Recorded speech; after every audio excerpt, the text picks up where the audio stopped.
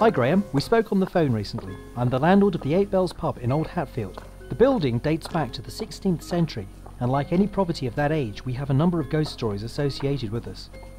Several of my staff have allegedly felt or heard strange things in some of the rooms, and I personally have encountered something which I can't explain. Would you and your team be interested in mounting a paranormal investigation of the pub? We are spread over 4 floors in a winding network of rooms and passages. We can let you and your team have a free run of the building any night after closing time that suited you. Regards, Gary.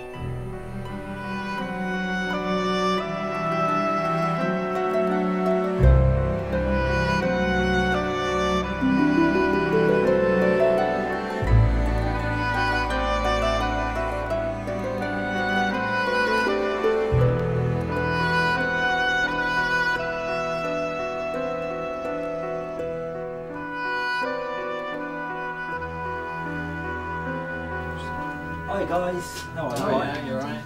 Yeah, so what's happening tonight then? Well, we divided the teams into 4. 4, yeah.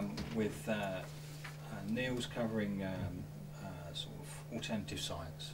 Oh. So he's going to take care of his instrumental transcommunication. Ah, this is our ITC thing. That's correct, yeah. That's right. That sounds interesting. He's also going to take care of all the EVP, which is the electronic voice phenomena, and EMF devices, really all those little gadgets, alternative science gadgets. That's down to Neil. Right. Ruth, you're a paranormal author, aren't you? So what are you doing here? You've turned into a paranormal investigator then? I have. Well, I'm looking at tonight environmental sort of aspects of the phenomena, like temperature readings, taking temperatures in cold spots and things that are normally regarded as paranormal. Sure, because that could work quite well in the cellar, because apparently the cellar is an uncanny knack of being warm. We'll be looking at the photography in my particular group. We've got this orb phenomenon, which is, you know, when you get these circular shaped objects within the photographs and on video film. We've got a number of experiments we're going to try and set up to see if we can actually shine any further light on it. Well, let's hope you have a good evening. You never know, make it something. Do you think it's haunted then? Do you think it's... I know it's haunted. It's definitely haunted. It's definitely haunted. You've got resident spirit here, and you've also got passing spirit, would you believe? Passing spirit? Yeah, do. They feel my energy, they know I'm aware, if you like, and they will pop in to just to have a look, see what we're doing. You know. I mean, I've been a paranormal investigator for a while, but you know that's quite a theory. So in some respects, and this place may not even be haunted by a multitude of ghosts. It may be just people coming in from outside just to have a look. You've got resident ghosts here, Andy. You've definitely got people that are resident here. How many people do you think are resident ghosts? A good half a dozen. Half a dozen? Absolutely. Different energies I've been able to pick up. We've got at least half a dozen, but they're a mismatch of energies. You said that earlier. It's very muddled. I mean, do you need time to actually correlate this information? I need, like anybody else, you know. I mean, there's different areas, different eras, and I need to sort them out. Splits and everything else. Yeah, absolutely. I mean, you know, we're here tonight to actually find out if we can come across any paranormal activity or any proof to substantiate ghosts that are apparently here. Do you think we'll have some kind of success? Absolutely. Yes. Definitely. Yeah, absolutely. In your opinion, you feel it's strong enough to be able to... I know it's strong enough. You're actually recording that onto your video. I'll do it onto the video camera. Strums now, not bothering with the video recorder. Does that make any difference, or...? Not really. I just usually use that as a sort of backup, but I've got to work quickly tonight to check these images out, so it'll be easy just to run straight from the video camera.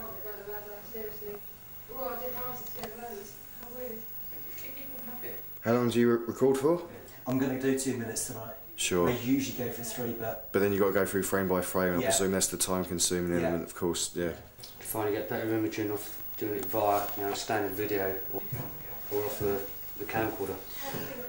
Both the same. Both the same. They don't know the difference. Door cellar is So basically, standing above the bar, kitchen bar. Yeah. is there a coldness when you're standing in the bar? Really, it's generally hot down there. Yeah, it's generally roasting. We got the cold as we came in, where the draft was coming through the bar door and not the entrance door. It was coming through the bar. It's 12. Right, this is room 1, okay? I want you to mark it on your sheets, room 1. Now what I want you to do, you can go anywhere you like in the room, and I just want you to write down all your senses, all your feelings. Remember how I told you to open up? Open this area in your guts here and go with your gut feeling. You should be imagining there's a door wide open here and allow the emanations to come through.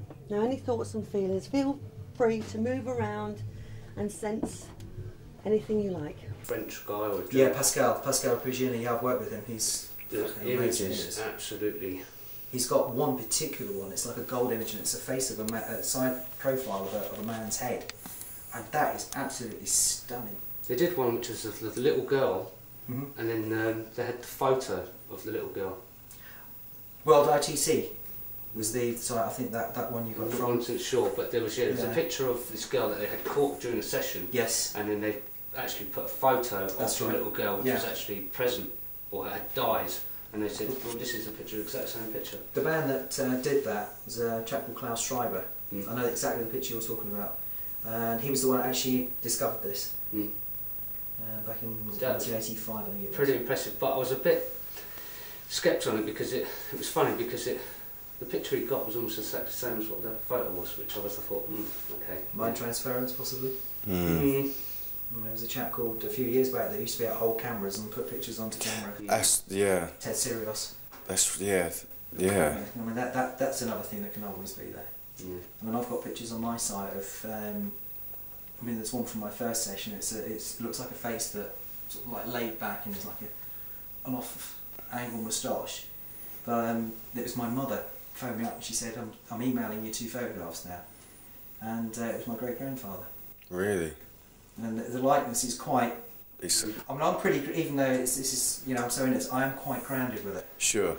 And even I'm very critical of my own pictures. But this one, it was like, whoa, you know. This one, does that go to now?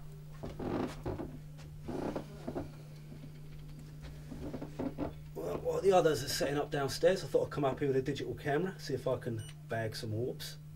Got loads last week, all along the corridor, which is supposed to be a hot spot. But I've been up here for about 5 minutes, and absolutely nothing. I can't understand it. The theory behind orbs, we get these moving lights on video, which we classify as orbs. Okay. So what we're going to try and do, they've never been caught on 2 cameras at the same time. So the way to spatially locate them, because again we don't know whether what we're getting is actually right in front of us or right down the other end of the room. So we're going to use 2 video cameras, both on night vision, with as much of the lights out as we can, to see first of all whether we get any orbs, and then to see whether the 2 cameras pick them up at the same time. It might give us an indication on where the orb is within the room as well. So we're working on 2 cameras for 1 location, and a light source at a known distance from us for the 3rd location. And then we'll work out whether it's dust particles right in front of the lens that are out of focus, or whether it's a dust particle right down the other end, or if it behaves in a way that we find is unusual, then we can investigate it further.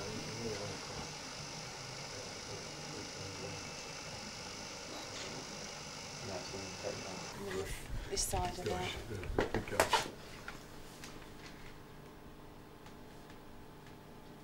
19.5. Oh, I'm just feeling very cold again.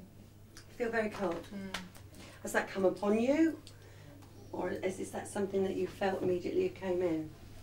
Immediately as I come in, but it's just got worse as I've sat here. Okay. And my feet are like ice. Okay. Tons of ice.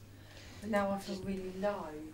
Very low? Very low. Just as I'm sitting here, I just feel my face dropping. It's getting more colder. It's beginning. Certainly is, it's isn't it? certainly starting to rise. It's getting colder and it's just rising slowly. But give yourselves chance. When you move from one energy field into another one, just it takes you a while to sort of calm down, leave the energies that you've just sensed and felt in the other room, all right, or leave them where they were, and walk into another area. Do you understand what I mean? Gary, you're the landlord here. You're responsible for bringing the team in tonight. What's your initial reaction to some of the evidence that they've got so far?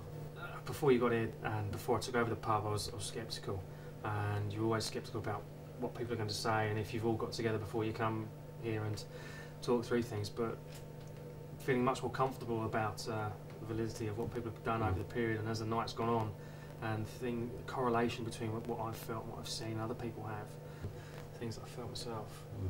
I mean, Maz took a psychic team round. She actually picked up on somebody bleeding to death in your bathroom. Yeah. I mean, how does that make you feel? I mean, I know it make me feel. I mean, will you have a bath in there again? Or? Well, it's strange. You get the comments from all the people who stay here that you go in there and it's almost like you feel as though you're being watched. It's uncomfortable, and I don't think anyone really takes a long, relaxing bath in there. You're pretty much in and out as quickly as possible. Joking aside, I mean, a paranormal investigator's job is to go into a reputedly haunted house where there's been reports of sightings, etc., strange smells, do all the experiments, we rip the results to bits, and hopefully find that 1% that's missing. Sure. Because 99% of evidence in this type of field is always dismissed. Yeah. It's the 1% that we're interested in. So hopefully by the end of tonight, we'll be able to give you something that will probably not make you sleep very well, yeah, exactly. but something that may convince you even a little bit further that there is something here. Sure. Hello, Andy. Go ahead. Yeah, it's could you get yourself up here? I've got something you might be very interested to see from an ITC session carried out earlier. Yeah, I'll be waiting. Whereabouts are you? I'm up in the lounge on the first floor. Sounds intriguing. I'll be waiting. Okay then.